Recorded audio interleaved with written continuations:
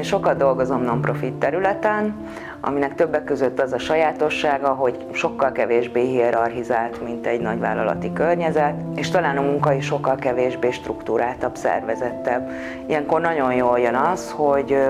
külső segítséggel egy picit ráncba tudják csapatok szedni magukat, különösen a nehéz helyzetekben vagy nehéz döntések esetén nagyon